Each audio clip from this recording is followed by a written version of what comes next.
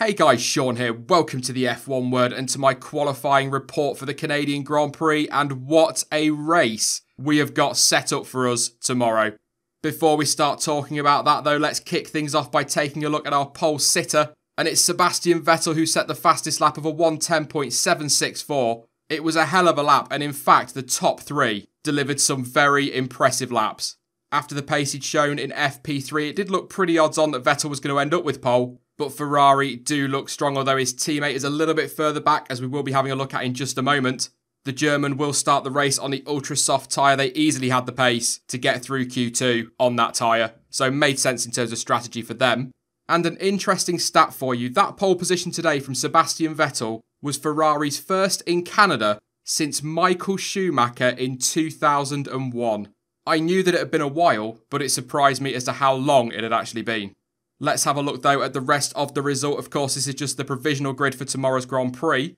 Valtteri Bottas will start second place, very close to Vettel, inside a 10th.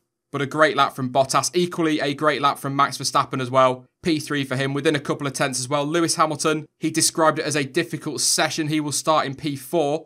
Kimi Raikkonen made a mistake on the exit of turn 2 on his final lap. That caused him to abort it, of course, and he will be down in 5th place. Daniel Ricciardo looked a little bit disappointed after the session, but I think kind of expected to be top 6 anyway, because that is where Red Bull are. But I think seeing his teammate in 3rd probably put him on a bit of a downer. Understandable after his great weekend in Monaco. Renault have taken a big step forward this weekend. Nico Hulkenberg will start 7th. That is one of his favourite grid slots, of course. But Force India also looking good. Ocon in 8th, Carlos Sainz in the 2nd Renault in 9th, and Sergio Perez will start 10th. But that could change, as I will explain a little bit later in the video.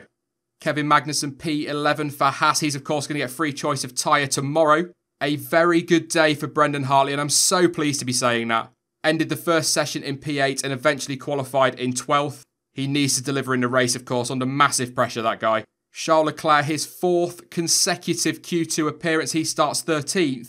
But as for McLaren, Fernando Alonso P14 and Stoffel Van Dorn 15th. Pierre Gasly starts 16th, quite a way off his teammate. He was disappointed after the session, again, understandably. More misery for Williams. P17 for Lance Stroll. He locked up on one of his final runs. That caused a flat spot and, of course, cost him time, but it was unlikely he was going to get anywhere near Q2. Same with Sergei Sorokin. The pace just is not in that car, despite having a Mercedes engine in the back of it. Marcus Ericsson, he hit the wall and damaged his car, very nearly wiped out a Red Bull as well. He's in 19th. And Romain Grosjean, who just cannot catch a break at the moment. Whatever he does, he was brilliant through practice. Looked like he was on for a good weekend. As he was coming down the pit lane at the start of the first session, there were plumes of smoke pouring out the back of his Haas. It looked like an engine blow-up of old, to be honest.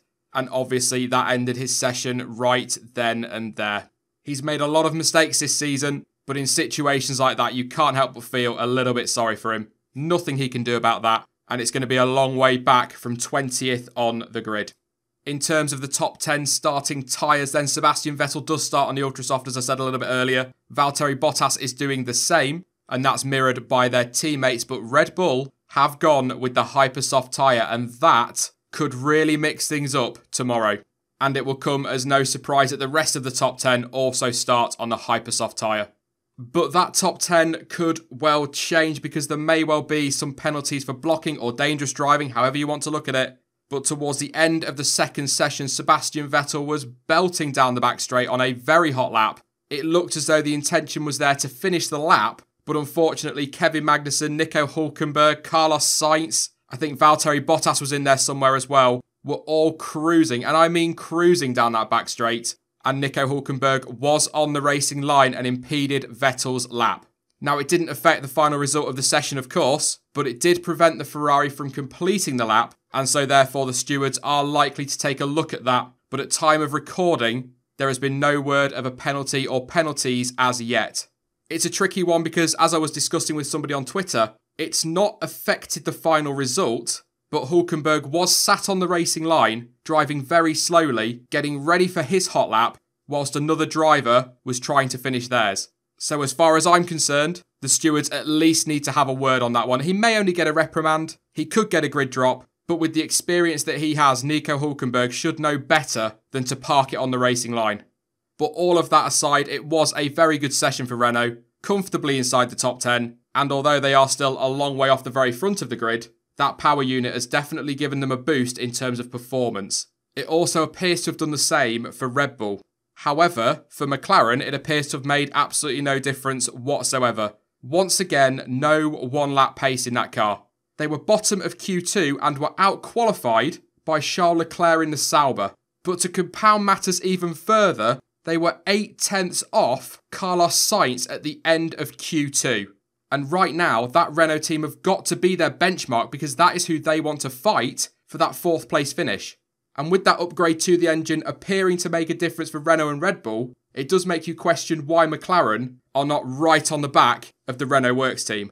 That can only come down to chassis because both drivers, particularly Fernando Alonso, were on it in qualifying. They were leaving nothing on the table. This is just the qualifying report, so I'm not going to say too much on it. I'm sure we'll discuss it during the pre-show tomorrow. But what I will say is for a team that came into this season aiming to challenge Red Bull, to be qualifying 14th and 15th and be more or less a second and a half off the Red Bulls in Q2 is simply not good enough. We'll move on from there though and have a look at my race one to watch. Obviously Esteban Ocon was my one to watch for the weekend. He did well in qualifying, he'll start P8. But for tomorrow I am going to give it to Max Verstappen. He's been on it all weekend so far, and as I've already said, his qualifying lap was spot on, so aggressive. He was right on the edge, but more importantly, he kept it clean.